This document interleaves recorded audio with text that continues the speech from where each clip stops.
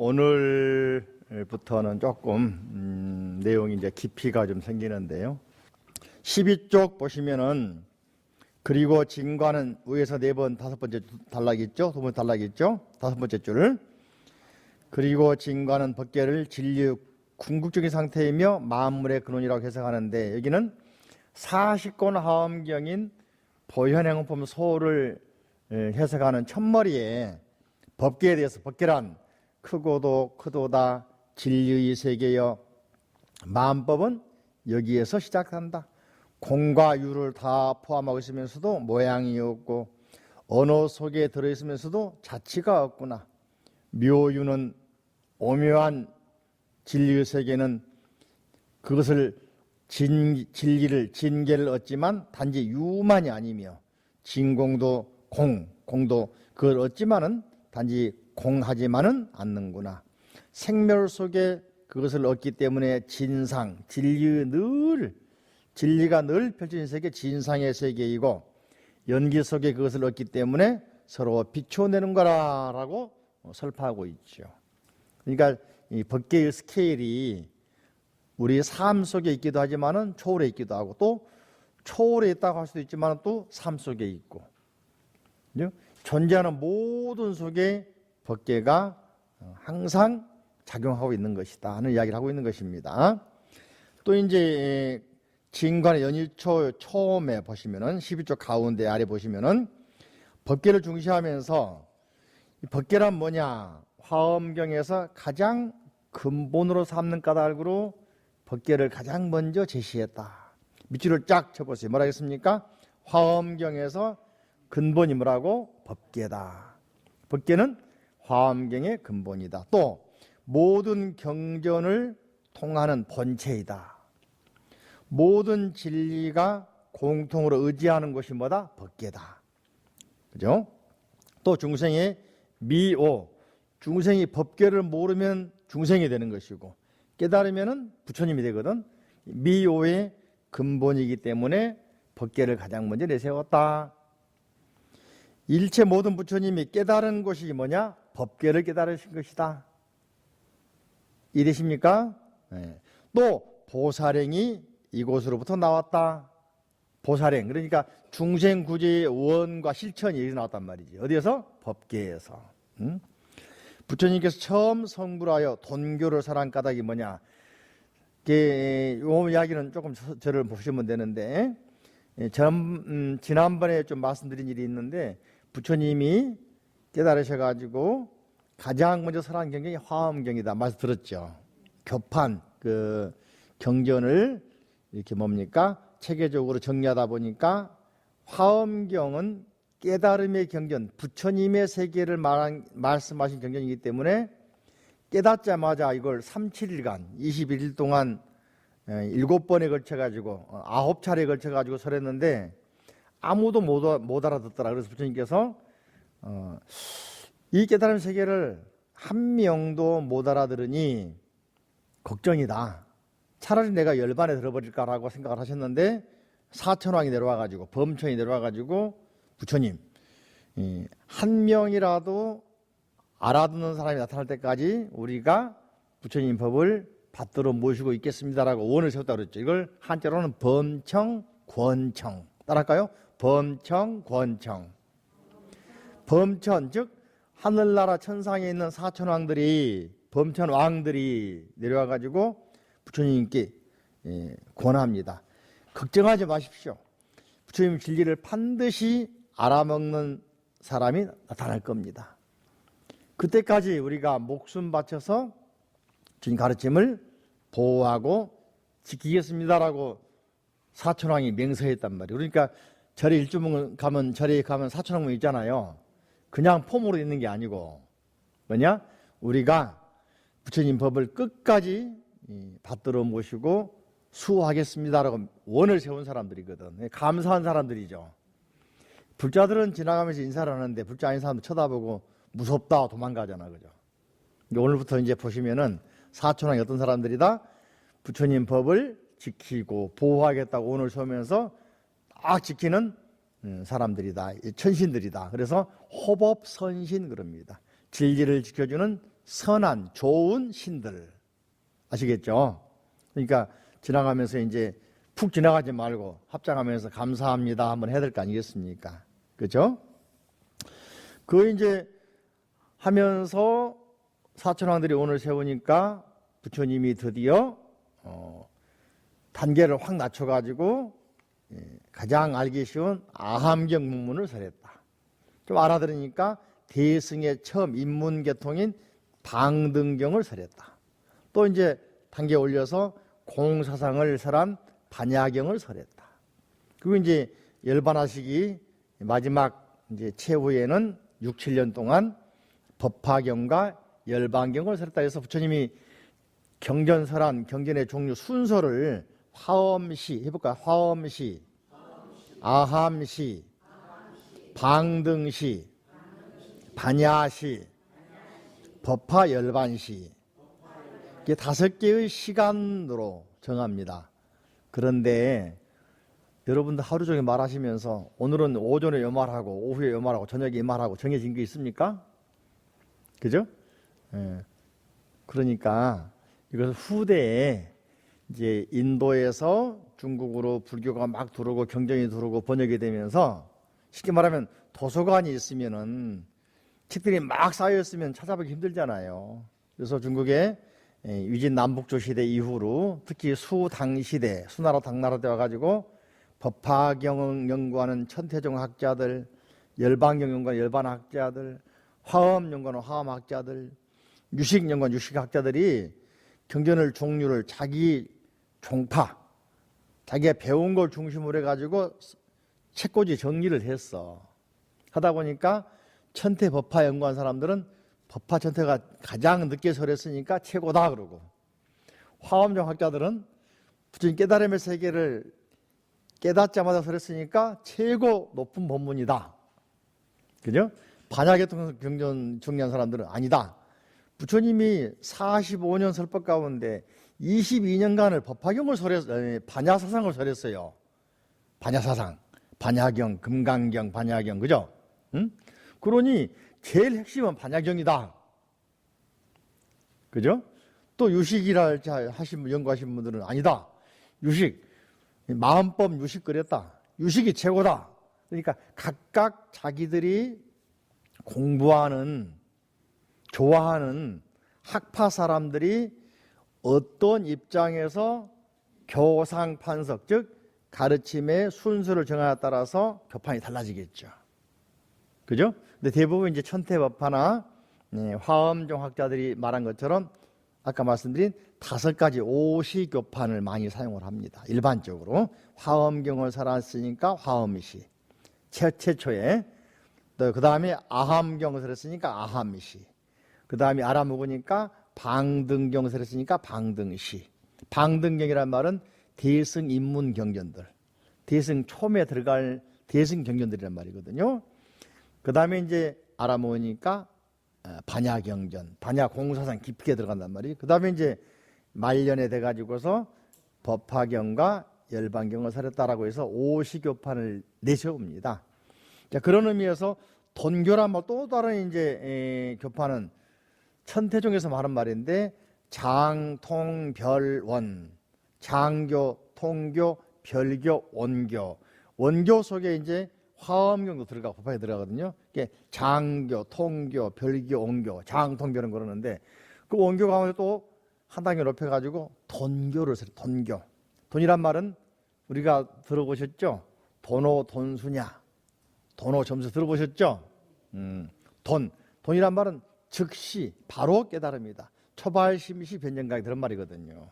이 깨달은 즉시 부처님이다. 이런 가르침인데 화엄경은 깨닫자마자 바로 깨달음의 세계를 설했으니까 화엄경은 돈교다. 바로 법계라는 말은 돈교. 성불하자마자 부처님께서 화엄경, 즉 가장 부처님의 세계를 잘 표현한 경전이니까 이건 대승 돈교의 가르침이다. 그러므로 법계의 가르침은 바로 뭡니까? 돈교를 설했다. 그래서 여기서 말한 것처럼 처음 성불하여 돈교를 설한 까닭으로 법계를 내세웠다.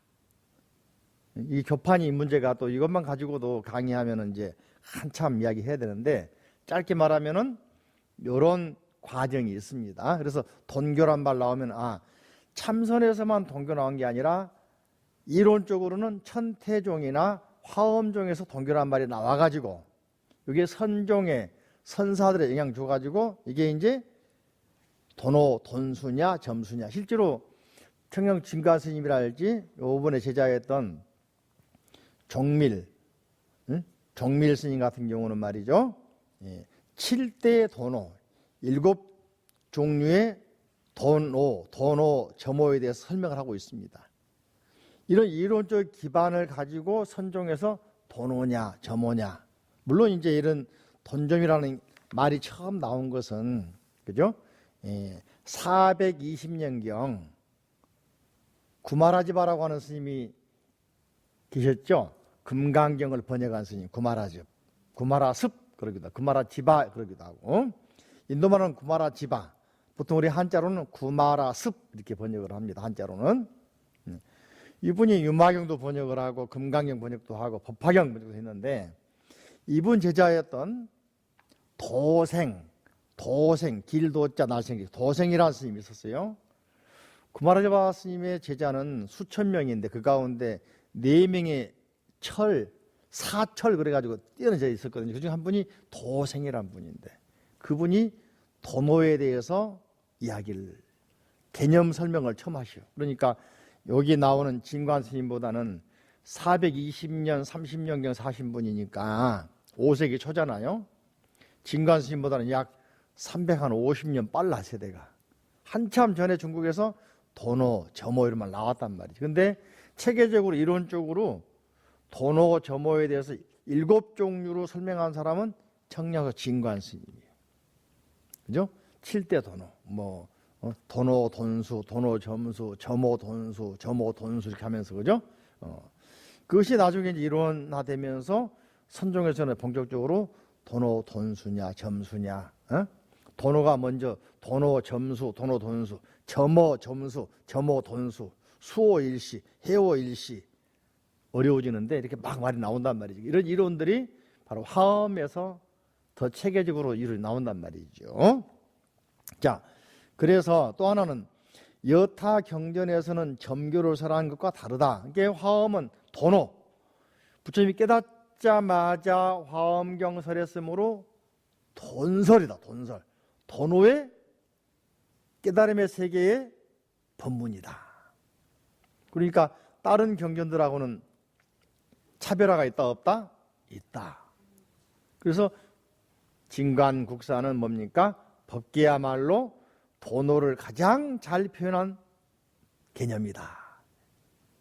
즉 깨달음의 세계를 가장 잘 표현한 개념이 뭐다? 법계다. 그러면서 자 12쪽 아래 보시면은 여기 주목할 점은 설명하자면 그죠? 법계를 모든 부처와 중생의 근본이라고 보는 점, 보살행이 발생하는 근본이라고 파악하는 점.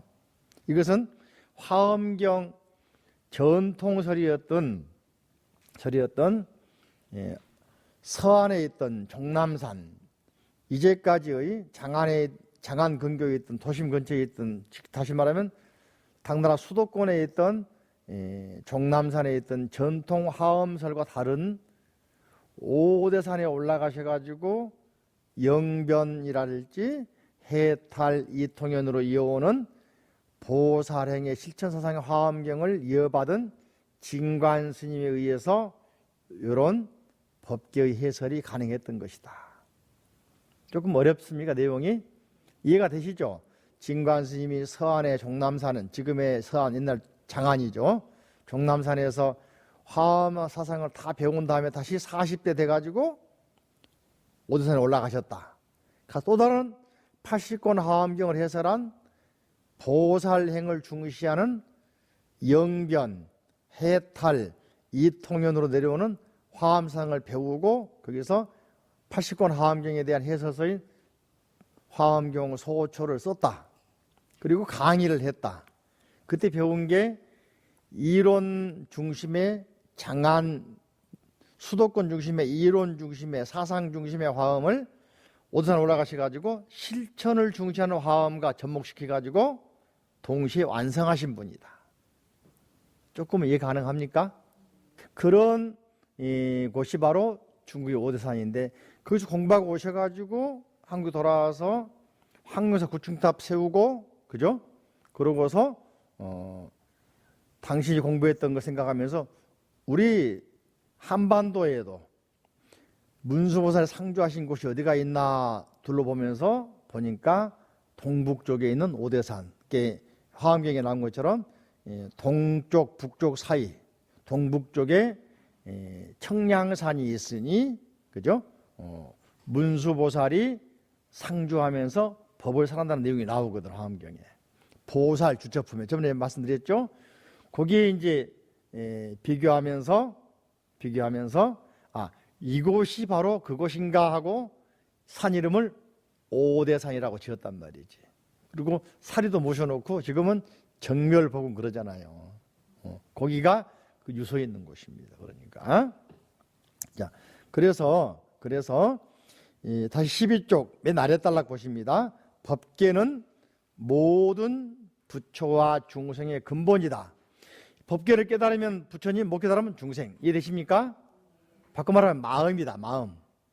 이해되십니까? 마음 깨달으면 부처님, 못 깨달으면 중생. 이해되시죠? 또 이 바로 마음이 보살행의 근본이다. 법계가 보살행의 근본이다. 이해되십니까? 자, 우리 생각해 보세요. 마음에는 뭐가 있는데 실천이 안 되면은 다 무산돼 버리잖아요. 마음이 이제 막 두근두근 거리고 마음이 발동을 해야 이게 실천으로 옮겨지잖아요. 그래 안 그래요? 이걸 뭐라 하냐? 마음의 고동소리라 그런 것이거든. 이게 우리 불자님들은 마음의 고동이 좀 약해. 그냥 마음으로 좋다 끝나버리고 고동이 쳐가지고 막 뛰어나가게 만들어야 돼. 예? 저도 마찬가지로 일본 유학 가려고 했던 것이 이 깊은 화엄 사상을 안 배우면 안 되겠다. 그러니까 스님이 뭐 후원자가 있습니까? 스폰서가 요즘 스폰서가 있습니까? 응? 돈이 있습니까? 그냥 무조건 고해서 간 거 아니야. 응? 그죠? 이게 마음의 고동 소리가 나야, 고동을 쳐야, 요동을 쳐야 이게 실천이 된단 말이지. 그러니까 청량 김광국사 마찬가지로 40대 가지고 일반적으로는 정착하고 안주하려고 그러고 그 지위나 그 명예 대부분 안주하고 안 뺏기려고 할 상태 아닙니까? 응? 왕사로 또는 국사로 추앙받으면서도 그걸 다 버리고 마음에서 고동이 친 거야. 야, 오대산에 가면은 아까 말씀드린 새로운 화엄경을 실천한다 하더라.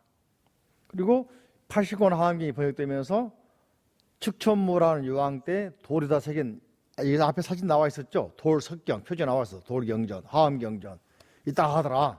그리고 거기에는 이미 60권 화엄경 때부터 화엄경을 보살행과 관련해서 화엄경의 해설 쓴 영변 스님이 100권이라는 책을 썼다 하더라. 해설서. 해탈 스님이 화엄 산매에 들어가가지고 방광하면서 불광사도 있다 하더라. 이통현 장자가 신화엄경 논을 써가지고 왕들이 읽어보고서 학자들이 읽어보고서 이건 도저히 일반 거사가 쓴 게 아니다. 보살이 쓴 거다 해가지고 화엄경 논이라고 해버렸다. 신화엄경 논. 거기는 이론과 실천이 같이 들어있다. 이걸 받아들이면서 소식을 들으면서 요즘 말로 하면은 그쪽의 소식을 들은 거예요. 요즘 말로 하면은 프랑스에서 파리에서 무슨 뭡니까? 패션쇼 하면은 금방 이쪽에서 알잖아요. 응? 세계 팝송 가수나 무슨 가수 무슨 영화 나오면은 바로바로 유행이 알잖아. 그죠? 당시에도 TV가 없고 라디오가 없고 없어도 말이죠. 바로 알았다는 거예요. 어떻게 알겠습니까? 그쪽에 살다 온 사람이 전해주는 거예요. 바꿔 말하면은 신라 원효 스님이 중국 유학 가지 않고 돌아왔잖아. 그죠? 그래가지고 대승기실론에 대해서 해설을 했어. 기실론 소호초를 썼습니다. 또 화엄경에 대해서 해석을 또 했어요. 이게 바로 중국에 알려집니다. 중국에서 그걸 받아봅니다. 그리고 중국의 유명한 학자들이나 유명한 선사들이 읽어보고서 무릎을 딱 치면서 이건 보살이 한 거야 하면서 감사 편지도 보내주고 또 자기 해설서에다가 인용해가지고 넣어주기도 하고, 화엄도 사상도 말이죠. 오법계 같은 경우 나중에 나옵니다만, 오법계는 원효 스님이 화엄경 소에 썼던 내용을 인용해서 화엄학자들이 인용을 합니다.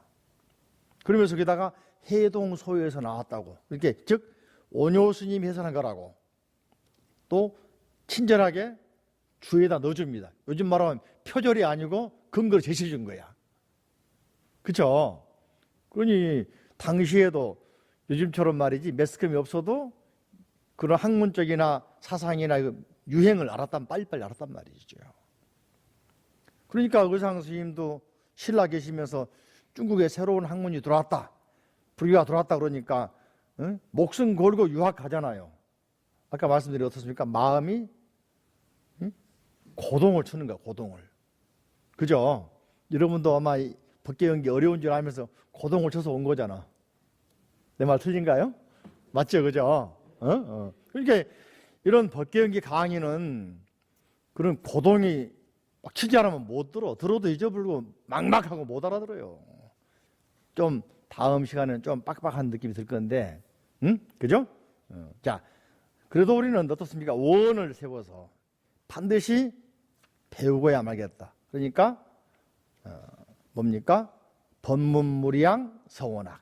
법문이 무량, 끝이 없지만은 반드시 배우고야 말겠습니다. 그런 사홍소원 나오죠?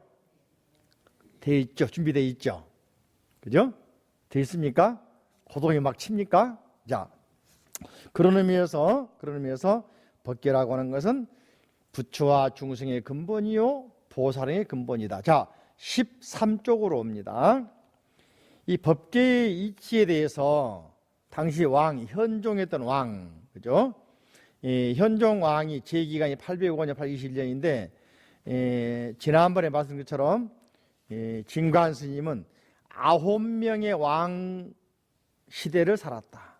그리고 그 중에 7명의 왕으로부터 뭡니까? 국사의 칭호를 받았다. 그죠? 쉽게 말하면 당나라 6대 현종, 7대 숙종, 8대 대종, 9대 덕종, 10대 순종, 11대 헌종, 12대 목종, 13대 경종, 문종, 이렇게 9명의 왕 시대를 살았단 말이지. 그 가운데 여기 나와 있는 헌종, 그죠? 헌종이 진관스님 법문을 들은 거야. 그러고서는 뭡니까? 헌종이 물어봅니다.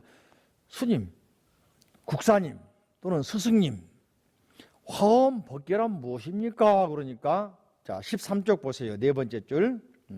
법계란 중생의 최선. 밑줄을 쫙 쳐보세요. 법계란 뭐라겠어요? 중생의 최성이란 말은 뭡니까? 본체. 중생 그대로의 모습이다, 그 말이거든. 그죠? 부처님께서는 법계의 본성에 맞추어 화엄경을 설하셨다. 법계에는 이법계와 사법계가 융합해 있다. 어디에나 널려 있다. 이법계, 사법계는 쉽게 말하면 정신과 육체, 물질과 육체, 그죠? 존재하는 모든 것은 두 가지가 있잖아요. 그죠? 보이는 것과 보이지 않는 원리. 그죠? 영어로 말하면 보이는 것, 페노메니아, 현상.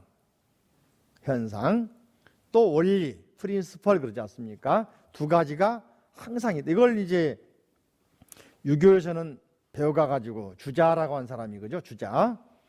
화엄의 원리와 선의 원리를 배워가가지고 리기 이원론, 리와 기, 법계, 이법계, 사법계를, 이법계 리를 따가지고 원리로 표현한 거죠. 사법계를 바꿔가지고 기라고 표현한 겁니다. 그래서 리기 이원론, 그죠? 이제 조선시대 오면은 이제 우리 이 조선 유학자들이 주자학을 받아들이면서도 또 일부 이제 불교도 안 사람들이 특히 그 5만 원권에 나와 있는 그림이 사진 누가 들어가 있죠? 신사임당. 옛날에는 이제 돈을 주면 배추 이파리 좋아했잖아요. 얼마짜리 배추 이파리라고 하죠? 요즘은 이제 사임당을 참 좋아한대. 예? 그런 말 하잖아요, 그죠? 근데 사임당에 난 아들이 누구죠? 율곡이. 율곡이가 당시로서 좀 특이한 경우인데, 그죠? 유교 공부하다가 딱 막힌 게 있었다는 거예요. 그래가지고는 금강산에 묘양사로 출가를 합니다. 스님이 됩니다. 그래가지고 3년 동안 불교 공부를 경전을 다 봤다는 거야. 무릎을 딱 치고는 다시 머리 길고 환속이라고 그러죠. 다시 내려옵니다. 그 원리를 적용해가지고 당신이 유교 원리를 세운 거예요. 율곡이이가. 이해되십니까? 그러니까 유교 경전보다 막히니까 뭘 봤어? 불교를 봤어. 통하니까 다시 내려와가지고 이걸 실천하려고 내려와서 정치사상으로 펼쳤죠. 그죠? 깊은 사상에서는 이제 제가 보류하도록 하고, 그래서 이 당나라 헌종도 말이죠. 스승이었던 정량국사 진관 스님에게 법계란 무엇입니까? 하고 질문하죠. 네, 저를 보세요. 학문할 때는 꼭 질문을 해야 됩니다. 금강경도 보면 질문하고 답이죠. 응? 안욕따라 삼맥 삼보리 심한 사람은, 발심한 사람은 어떻게 마음가짐 가져야 되고 또 수행해야 되고 그런 과정에 나타난 장애를 어떻게 극복을 합니까? 운하항복기심. 질문이잖아, 그죠? 계속의 질문이 이제 문답이 이어지잖아요. 문답, 부처님과 수보리, 그죠? 반야심경도 사리자 나오죠. 한번 말씀드린 기억납니까? 반야심경의 질문자는 사리자, 답하신 분은 부처님이다, 관세음보살이다, 관세음보살. 두 분이 질문하고 한단 말이지, 그죠? 응? 뿐만 아니고 부모운중경은 안한존자 부처님, 법화경도 수많은 성문지자들과 부처님 대화하잖아요. 화엄경은 보살과 보살 또는 보살과 제자들. 응? 부처님은 두 번 나온다 그랬죠? 보살들끼리 묻고 답하고 그러지 않습니까? 화엄경 같은 경우는. 모든 학문은 묻지 않으면은 답이 안 나올 수 있어요. 묻는 데 시작돼, 묻는 데. 그죠? 그래서 여러분도 제 강의를 듣고서 좀 물으세요. 예? 문자로 물어도 괜찮아.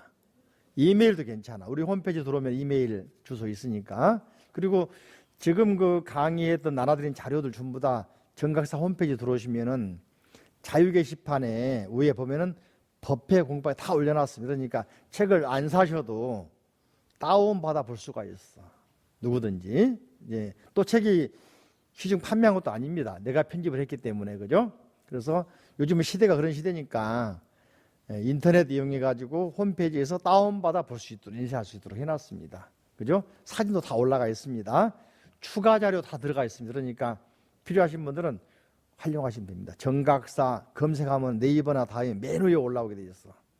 보면은 화엄도량 정각사 또는 3본 정각사가 올라와 있더라고 보니까. 바꿔 말하면 제일 많이 검색하니까 위에 올라가 있을 거 아니요. 그래 안 그래요? 그러니까 멋지다니까. 자료 공짜로 주지. 맨 앞에 올라가 있지, 그죠? 자료 다 올려놨지.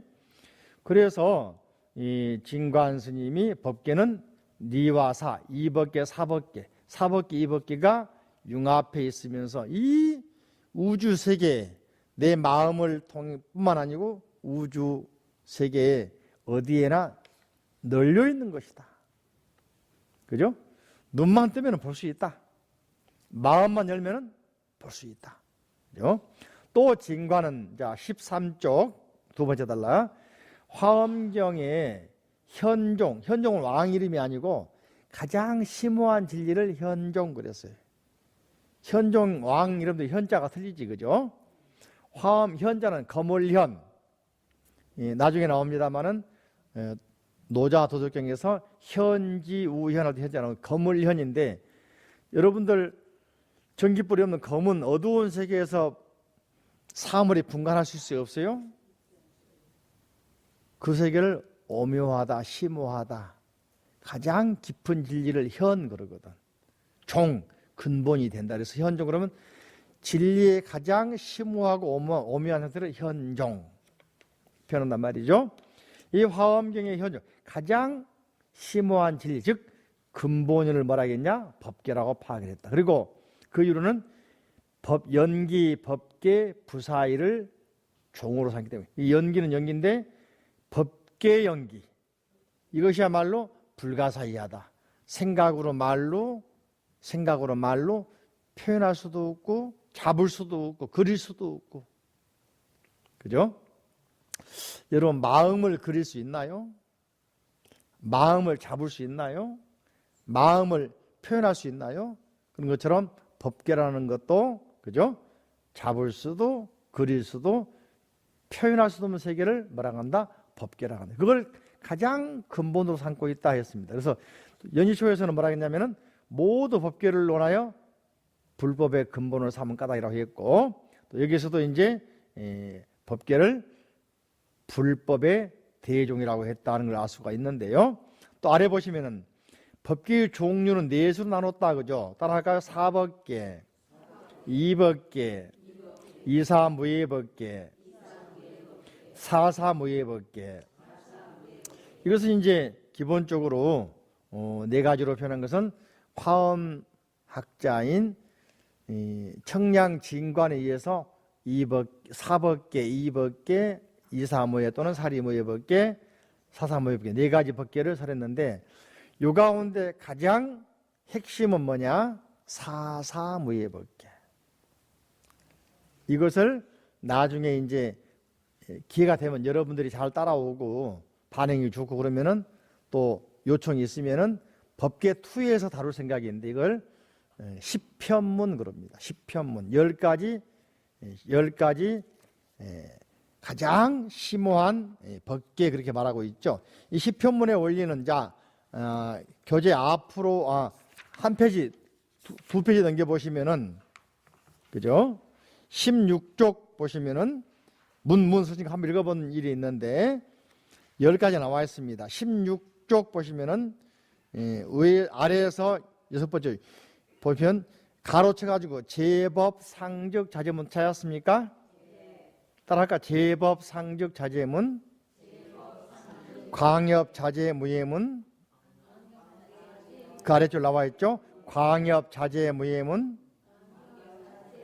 그 아래 보시면 미세 상용 알림문, 더 크게 동시 구족 상문, 일다 상용 부동문, 비밀 은현 구성문, 17쪽 보시면 인다라망 경계문, 10세 격법 이성문, 탁사현법 생애문, 주반 원명 구덕문. 10가지 문이란 말은 뭡니까? 이걸 서양 사람들 영어로 번역할 때는 10편문을 10 미스테릭스 게이트, 미스테릭스 뭡니까? 풀지 못 수수께끼 같은 문, 영어로 표현했더라고요. 영어 맞는가 모르겠는데 이 문이란 말이 들어가는 문이란 말이 아니거든. 10가지로 설명했다 그 말이거든요. 근데 그 영어로 번역할 때는 알기 쉽게 하는데 몰라도 아이러니하게도 게이트, 문 그려놨어. 우리 한식 식당 가면은 육개장 있잖아요. 그것을 영어로 표현, 식스 게장해놨다는 거야. 맞아요, 틀려요? 육은 뭡니까? 고기를 말하잖아. 개는 뭡니까? 닭을 말하잖아. 그죠? 근데 육을 식스했다는 거예요. 삼계탕, 쓰리 했다는 거야. 삼위 인삼이란 말이잖아, 그죠? 그러니까 웃지 못할 이야기야. 물론 외국인들 알기 쉽게 한다고 했겠지만은 이게 번역하는데 그만 어렵습니다. 틀리다 할 수가 없어 말아보면은. 이게 텐, 미스테릭스 게이트 틀리다 할 수도 없단 말이에요. 바꿔 말하면은 신비한, 미스테리한 그런 문이란 말이지, 그죠? 근데 이건 뭐냐면은 사사무예 법계의 내용을 10개의 장면으로 10가지로 설명한 거란 말이지. 이 내용만 가지고도 1년은 해야 돼. 1년은. 내용도 길고. 그래서 여러분들이 법계연기 1, 요 법계 해설을 잘 들어야만이 2가 진행될 수 있는데 이걸 안 듣고 이해하려면 다시 또 해야 돼. 또 하면은 요즘 말을 뭐랍니까? 도로아미탑을 돼버려. 18쪽, 그죠? 그래서 요것은, 그죠? 아래 보시면 이제 4가지 법계 있는데 두순이라고 하는 스님이 쓴 법계관문, 그죠? 이법계, 사법계, 무장의 법계, 세 가지가 나오거든. 그죠? 이관, 사관, 무장의 관. 여기에서 사법계의 원리를 진관 스님이 따온 것이다. 또 법장이라고 하는 스님이 정한 5법계, 5법계에 대해서는 말이죠. 오늘 나라는 자료가 있죠. 뒷부분 보시면은, 그죠? 맨 아래 보시면 참조해가지고 법계의 종류 나와 있죠. 응? 오늘 나라들은 자료 있죠. 보시면은 맨 아래 보시면은 법계의 종류 나와 있습니까? 거기 보면 1법계 있죠. 일진무예법계 또는 일심무예법계. 2법계 나왔죠. 4법계, 2법계. 5법계 나와 있죠. 3법계는 아까 말씀드린 것처럼 세 가지 3법계, 3관, 그래서 2관, 4관, 무장의 관이라고 했는데 이건 이제 생략을 했고, 5법계 그러면은 따라 할까요?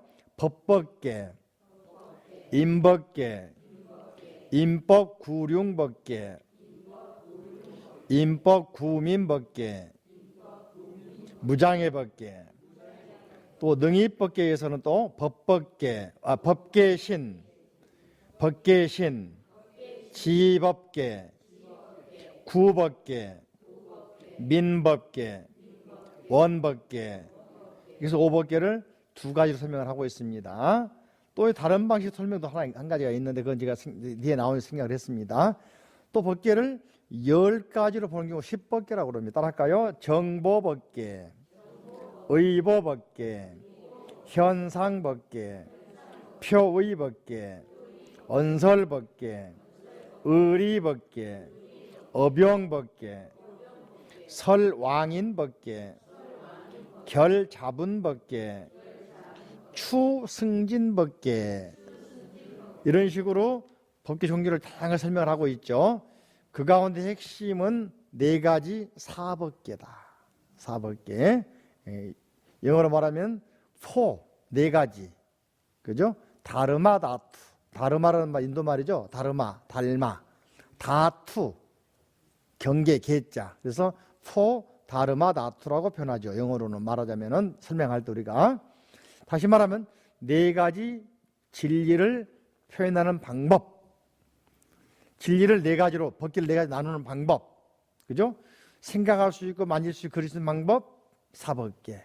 원리, 2법계. 2가지 융합한 걸 니사무예법계 또는 사사무예법계. 궁극적인 법계의 모습, 사사무예법계. 그죠? 이 한단 말이죠. 자, 그래서 이것을 자 아래 보시면은 여기서는 이는 항상 사와 융합하여 불가분리 관계에 있다. 13쪽 아래에서 7절 나와 있죠. 이는 항상 사법계와 이법계는 융합해서 불가분리다. 자, 물 그러면 물 속에는 화학 공식으로 H2O 잖아요. 수소가 2개, 산소 하나, 그죠? 근데 물 그러면은 그 속에는 수소 2, 산소 하나 같이 있는 거잖아요. 분리하면 물이 아니잖아. 그러니까 물 그러면 수소, 산소 같이 결합되어 있듯이 어떻습니까? 법계 그러면 이사가 같이 들어가 있다. 이해되십니까? 자, 그런 의미에서 또 한 가지 이사무예는 시간적으로 전후가 없이 동시에 존재한다는 관계로서 서로 아무런 방해되지 않고 융화한다는 뜻이다. 시간적으로 공간적으로 서로 융화하는 것이다. 그죠? 사와 리의 관계는 무예인 이유는 살이란 표현할 수 없는 소전의 진리, 즉 소전 그러면 전이란 말은 말씀 뜻이거든. 말씀으로 표현할 수 있는, 저는 바꿔 말하면 경전이라 할지 해설, 말, 그림 그런 말입니다. 그러니까 쉽게 말하면 표현할 수 있는 것, 그것의 진리를 총칭하기 때문에 리사라고 한 것이다. 그죠? 또 모든 장소에 이사무예가 이법계 사법계 서려져 있기 때문에 리사무예라 한 것이고, 사법계를 성립시키려면 리가, 그러니까 보이는 물체가 만들어지려면 어떻습니까? 원리가 들어가야 돼. 그죠? 비행기 그러면은 그냥 만드는 게 아니라 설계도 도면에 들어가 있죠. 도면 속에는 뭐가 들어있을까? 우리 설계자의 생각이 들어있다. 생각이 보여 안 보여? 생각을 표현한 게 도면이잖아. 건축도 그러죠. 이게 모든 존재하는 건축물이나 또는 현상 세계에는 이걸 사라 한다면 그 속에는 네가 들어있다 안 들어있다? 들어있다. 그죠? 그래서 사법계를 성립하기 때문에 리사무예가 된다. 그죠?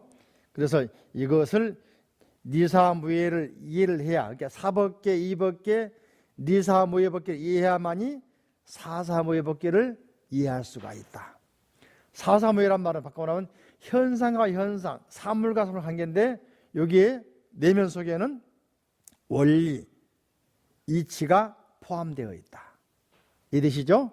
자, 이 시간 여기까지 하고 다음 시간에는 이제 바로 화엄소초의 서문 현담 법계구 원본으로 들어가겠습니다.